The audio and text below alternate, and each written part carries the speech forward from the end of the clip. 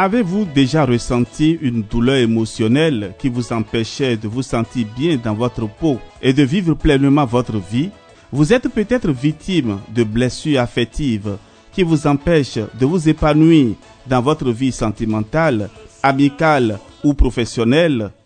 Mais comment se libérer de ces blessures pour se reconnecter à soi-même et aux autres?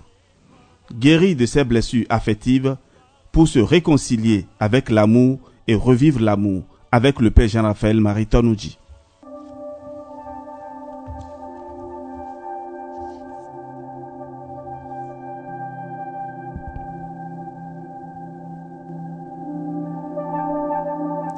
Ave Maria, paix et bien à vous tous, chers amis, frères et sœurs. Heureux de vous retrouver et fidèles et nombreux à ce rendez-vous de tous les jours. Alors, nous sommes au rendez-vous et de notre partage, rendez-vous d'enseignement, rendez-vous de donner et de recevoir. Merci déjà à tous ceux et celles qui nous écrivent, à tous ceux qui posent des questions, et je vous demande tout simplement de continuer à suivre ces enseignements. Pour ceux qui veulent proposer peut-être des thèmes ou donner des témoignages, n'hésitez pas à nous écrire par WhatsApp, plus 229 67 20 14 14. Votre serviteur, le Père Jean-Raphaël Maritonouji, encore avec vous pour parler de pardon. Se pardonner soi-même et les autres dans le grand thème guérir ses blessures affectives. Alors hier, je parlais donc du pardon et que certaines personnes sont enceintes, et sans le savoir, ils sont enceintes de toutes ces personnes qu'ils ont gardées dans leur cœur. Et si vous ne les accouchez pas le plus tôt possible, vous allez continuer à porter les problèmes de ces personnes-là au-dedans de vous, sur votre vie. Et avec le temps, vous allez perdre le goût de la vie parce que vous allez conserver en vous, vous allez porter sur vous les problèmes des autres. Imaginez que tu ne pardonnes pas à quelqu'un et que la personne meurt. Cela veut dire quoi? Que tu as gardé dents avec la personne au-delà de l'univers visible. Et ce n'est pas bon. Ce n'est pas du tout bon, mes amis. Quels que soient les différends que vous avez avec vos parents, quels que soient les problèmes que vous avez avec vos amis, cherchez la réconciliation. Il n'est pas bon pour l'homme sur la terre de ne pas pardonner à quelqu'un qui meurt. Je vous le dis par expérience. Faites un effort. Déchargez-vous de toutes ces rancœurs. Déchargez-vous de toutes ces manipulations parce que dans toute situation, il y a toujours quelque chose que l'on ne comprend pas. Lorsque quelqu'un vient te rapporter ce qu'un autre a dit, ne prends pas ça au sérieux. Il y a le mensonge qui est bien habillé aujourd'hui dans notre société. Et les gens, pour pouvoir se placer et comme étant des personnes bien, ils sont prêts à détruire la renommée des autres auprès de ceux qui les apprécient. Et dans ce système de mensonges, même dans la vie spirituelle, nous trouvons cela. Et c'est bien assis d'ailleurs. Donc ne faites pas toujours confiance lorsque quelqu'un vient vous raconter les faits divers de quelqu'un d'autre. Si Philippe marche bien avec Barthélemy et que Pierre vient raconter à Philippe les faits et gestes de Barthélemy, c'est pour pouvoir les séparer. Philippe peut ne pas savoir, mais ce que Pierre est venu semer, lui, il sait pourquoi. Il est venu raconter ces histoires à Philippe. Toi, Philippe, maintiens le rapport qu'il y a entre toi et Barthélemy. Parce que ça a commencé un jour. Et tant que ton ami ne t'a pas montré un autre visage que celui que tu connais, continue de marcher avec lui. Les gens sont jaloux. La jalousie, c'est dans tous les milieux. Et vous ne pouvez même pas imaginer que parfois même, entre les frères et sœurs, même sang, comme on le dit chez nous en Afrique, même père, même mère, la jalousie est en train de faire ravage.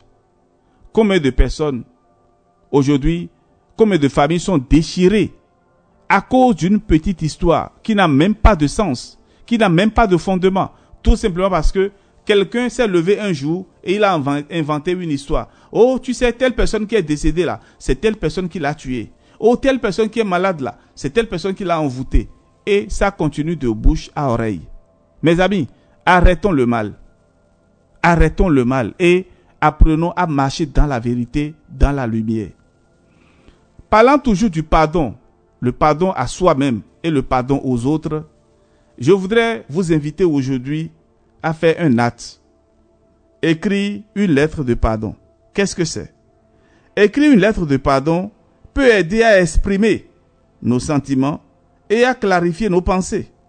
Cette lettre peut être écrite à la personne qui nous a blessés, mais elle peut également être écrite à nous-mêmes. Cette lettre peut aider à libérer la colère, la douleur et la frustration que nous ressentons. Celui qui pardonne n'est pas faible, ce n'est pas un faiblard. Je vous le dis, il est noble. Parce que ce n'est pas n'importe qui prend la décision de faire le premier pas en vue de la réconciliation. Nous allons à présent proposer une autre étape. Je parlais donc de quelques étapes qui peuvent aider à pardonner. Il y a aussi l'étape de la pratique de la compassion. Pratiquer la compassion. Pratiquer la compassion envers soi-même et les autres peut aider à renforcer notre capacité à pardonner. Il est important de se rappeler que tout le monde peut faire des erreurs. Il est important de se rappeler que tout le monde peut faire des erreurs. Et que nous ne sommes pas seuls dans nos souffrances. Les autres aussi souffrent comme nous. La compassion peut donc nous aider à voir la situation d'un point de vue différent et à comprendre que la personne qui nous a blessés est également vulnérable. La personne qui nous a offensés est aussi vulnérable. Il peut ne pas même savoir. Une fois, j'étais dans le train et quelqu'un m'avait piétiné. Or, il avait de grosses paires de chaussures. Et vous savez, quelqu'un peut vous piétiner sans s'en rendre compte. Je n'ai pas réagi. Et j'ai continué tout doucement et à souffrir en moi. Et posément, je suis arrivé à m'asseoir. Quand j'étais assis, il est arrivé que le monsieur qui m'avait piétiné, il était debout. Après, il est venu s'asseoir devant moi. Entre-temps, pour calmer ma douleur, j'ai pris le chapelet en main. Miracle. Quand il est venu s'asseoir devant moi, il a vu que j'avais le chapelet en main. Il a baissé les yeux, il a commencé à prier. J'ai constaté qu'en même temps, il a été touché par le fait que je priais. Et quelque temps après, il me touche légèrement, parce qu'en temps, moi aussi, j'ai fermé les yeux.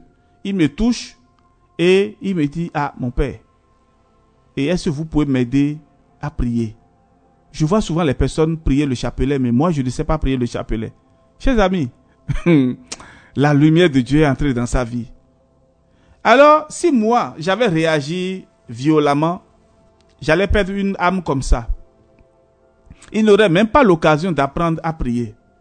Combien de fois, frères et sœurs, nos sacrifices, nos souffrances peuvent aider les autres à sortir d'une situation de ténèbres. Faisons un peu attention autour de nous, un peu de patience autour de nous et nous allons aider beaucoup de personnes. C'était donc pratiquer la compassion. Il y a aussi apprendre à lâcher prise. C'est dans le processus du pardon. Quelques étapes qui peuvent nous aider à pardonner. Il y a ce qu'on appelle le lâcher prise. Qu'est-ce que c'est? Apprendre à lâcher prise peut aider à guérir les blessures affectives. Cela signifie laisser aller la douleur, le ressentiment et la colère. Le lâcher prise peut être difficile, mais cela peut aider à nous libérer de la douleur et à avancer dans notre vie.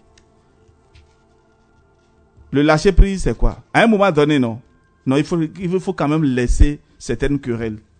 C'est-à-dire, parfois, nous tenons tellement si dur la chose que, à la fin, nous allons mourir et le problème restera suspendu là où nous l'avons laissé. Et peut-être, et malheureusement, nos descendants vont reprendre le problème et continuer. Vous savez, dans nos familles, il y a parfois des malédictions que l'on traîne de génération en génération. Ce n'est pas quelqu'un qui vous a maudit, mais les frères entre eux et les frères et sœurs d'une même famille ont l'habitude d'accuser des gens, c'est-à-dire leurs frères.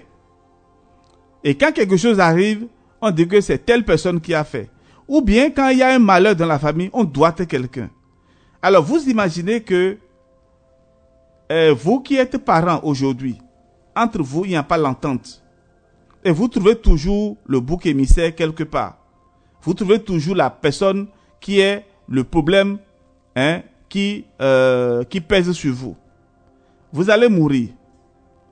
Vos enfants et les enfants de vos enfants vont continuer avec les mêmes querelles en disant « Oh, ton père était sorcier. Ton père avait tué mon père. Ton père avait tué ma soeur et ma mère. » Et les querelles vont continuer. Et petit à petit, au lieu que la deuxième génération ou la troisième génération se réconcilie pour pouvoir vivre ensemble, tout le monde est dispersé. À la fin, les malédictions continuent sur des générations. Chers amis, il y a certaines familles qui sont malades aujourd'hui. Ce n'est pas parce que on leur a lancé un sort. Ce n'est pas parce que il y a un sorcier qui est à l'origine de leur malheur, mais eux-mêmes sont des sorciers. Ils se sont rendus sorciers parce que ils ont décidé de ne pas pardonner. Ils ont voulu attribuer les malheurs qu'ils ont à quelqu'un d'autre, tout simplement parce que cette personne occupait une place de moindre importance. Cette personne n'avait peut-être pas un bon rapport avec quelqu'un. Et donc, puisqu'il n'a pas un bon rapport avec lui, et il trouve désormais que son malheur vient de cette personne-là. En conclusion, le pardon est un processus personnel qui peut aider à guérir les blessures affectives. Cela peut prendre du temps, de la patience et de la compassion envers soi-même et les autres. Et nous devons vraiment faire cet exercice-là, chers amis, frères et sœurs. Nos familles sont divisées aujourd'hui à cause du manque de pardon. Combien de familles sont divisées aujourd'hui? Combien de divorces nous avons aujourd'hui autour de nous? Les familles ne sont plus ensemble. Et on trouve que telle personne est sorcière, telle personne fait telle chose, telle personne est dans les sectes. Quelque part, et souvent, c'est vrai, parce qu'il n'y a pas de fumée sans feu. Mais faisons beaucoup attention. Cette expression, d'ailleurs, ne me plaît pas trop, parce que ce n'est pas parce que 2, 3, 4, 5 personnes disent que quelqu'un est sorcier que nécessairement cette personne est sorcière. Faisons beaucoup attention. Ne suivons pas ce que font les autres et ne prenons pas des décisions parce que quelqu'un a parlé. Tu peux peut-être faire aussi ton expérience. Tu peux aussi toi-même t'approcher de la personne. Combien de fois lorsque vous vous approchez de quelqu'un, vous découvrez que cette personne-là est tout autre chose que ce qu'on l'on dit de lui. On catalogue parfois des personnes et lorsque vous vous approchez de la personne, vous découvrez que cette personne est une merveille. Mes amis, mes frères et sœurs, je voudrais m'arrêter là. J'ai parlé aujourd'hui de comment se pardonner soi-même et pardonner aux autres. C'est très important. Et les étapes, il y a accepter la douleur, identifier les sentiments, comprendre la situation, choisir de pardonner, écrire une lettre de pardon si possible, pratiquer la compassion, apprendre à lâcher prise, c'est-à-dire laisser tomber. Laisser tomber. Laisser tomber. Oui, on peut laisser tomber. Celui qui pardonne, il n'est pas bête. Il est noble. Et c'est un vainqueur. Que le Dieu de la victoire soit avec vous et qu'à partir de ces enseignements, vous décidez de pardonner et de pardonner réellement. Que Dieu vous bénisse. Au nom du Père et du Fils et du Saint-Esprit. Amen. À demain pour la suite.